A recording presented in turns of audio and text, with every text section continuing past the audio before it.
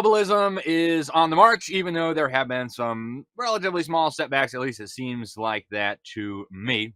Klaus Schwab has been wheeled off stage, left. Donald Trump has taken a chainsaw to some of the funding streams for the climate stuff and other tools of UN empowerment.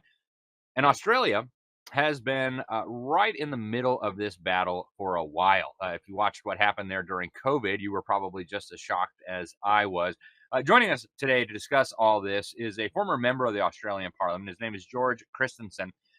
He served there for 12 years. He was one of the boldest defenders of life, family, liberty, national sovereignty, constantly exposing the globalist agenda, the erosion of personal freedoms, and so much more. Today, he's a local councillor in regional Australia. He's also the Australia director for Citizen Go.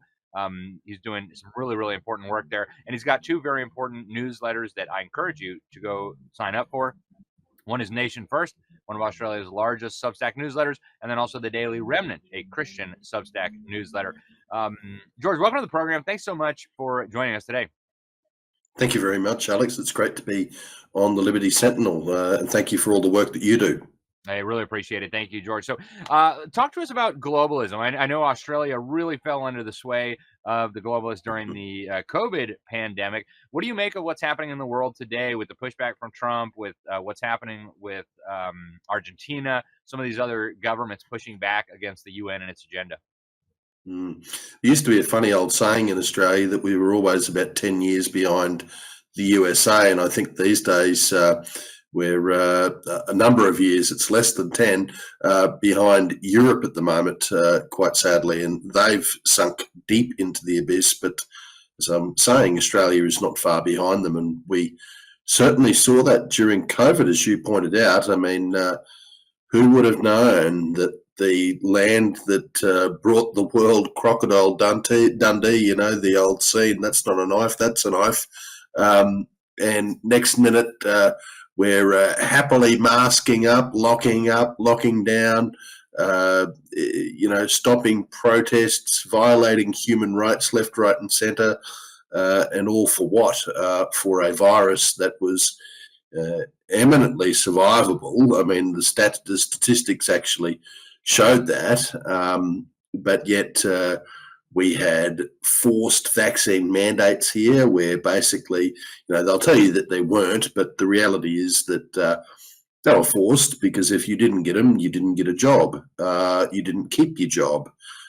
You weren't allowed to go out in public. You weren't allowed to go to sporting events. You weren't allowed to go to museums or cultural events or anything public for that matter. So it was practically a forced vaccine mandate program, and that was nationwide.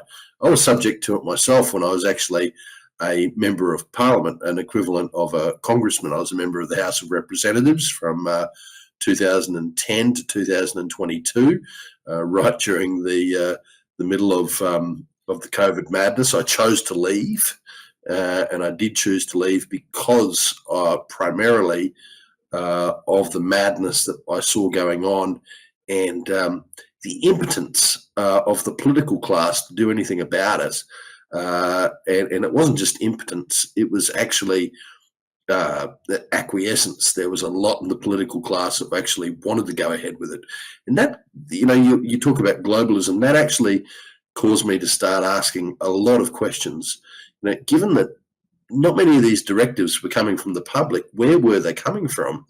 And that led me more and more to actually look into what the United Nations is actually telling Australia and its bureaucrats, and therefore its government, what it must do. What is the World Economic Forum doing in terms of its ability to shape and form policy in Australia?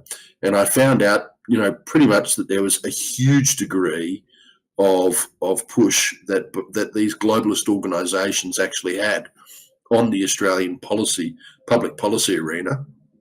And, that is to the detriment of democracy.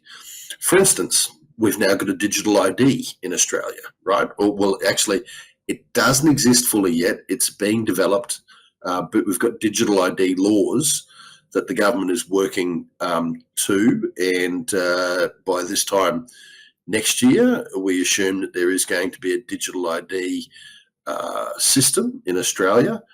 And no one, I can tell you, as a member of Parliament, former member of Parliament, no one ever woke up in the morning and thought to themselves, you know what, I'm going to go and contact my local member of Parliament about the absolute necessity for a digital ID program. No one ever stopped me in the street, wrote me a letter, sent an email, walked into my office, or did anything to indicate to me that they wanted a digital ID system in Australia.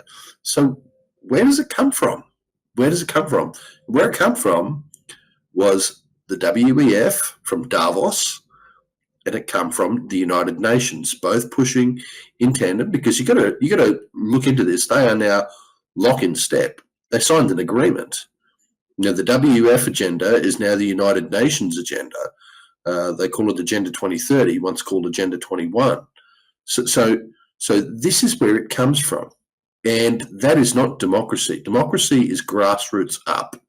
What we've got, and it's happening not just in Australia, but in Canada, it's happening across Europe, in the UK, places like Ireland. This is from the top down, from the very top down, the United Nations down, the World Economic Forum down.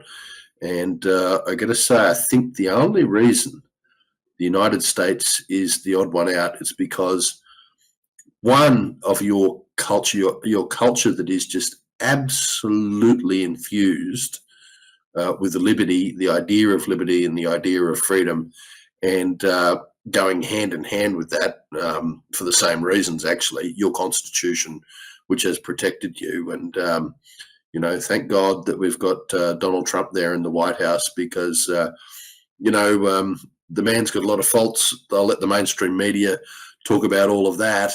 But I tell you what, he's the only one standing up, just about. Not the only one, almost the only one. You got people like Orban and Maloney and Malay and a few others that are popping up here and there that are actually pushing back against the globalist agenda. But if it weren't for Donald Trump, we'd be in, you know, a hell of a show at the moment.